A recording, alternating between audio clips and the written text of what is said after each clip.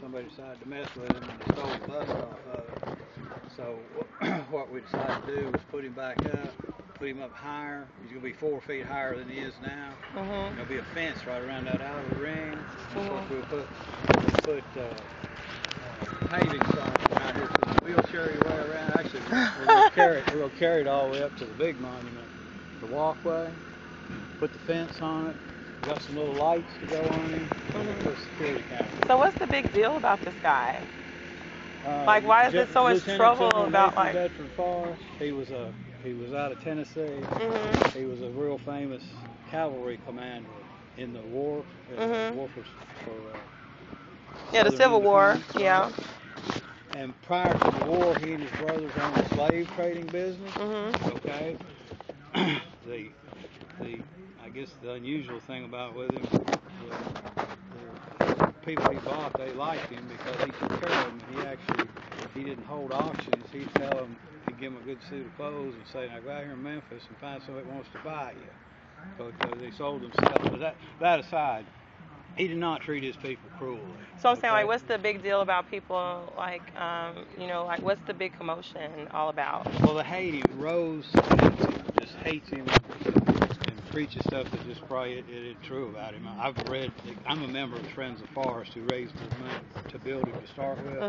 And to me, he's a man who any young person could emulate. He's a man of his word. Okay, he took care of his people.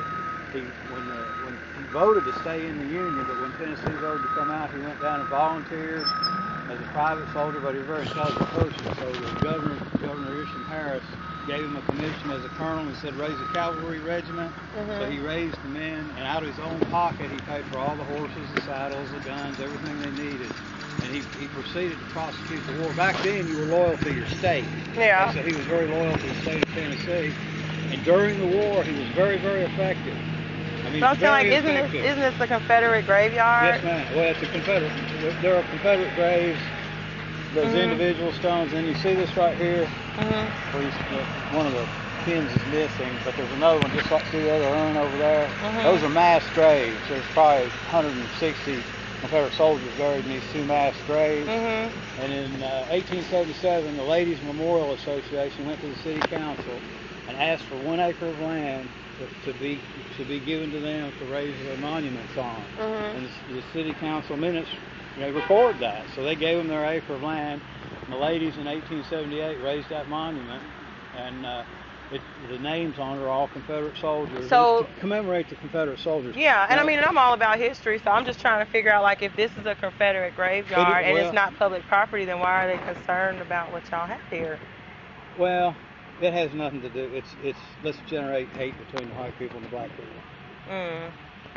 I've been coming here for 8 years with the Friends of Forrest, and my impression of Selma, Alabama is there's no problem between the white people and the black people. I've been in the stores, everybody's just as cordial. Well, I don't necessarily agree with that. I mean, there are problems. I mean, there's problems with races between people's own races, but I mean, from where I came from and seeing, like, the way that people deal with each other here, it's just not, it is still racist. It's sad to say, like, even though there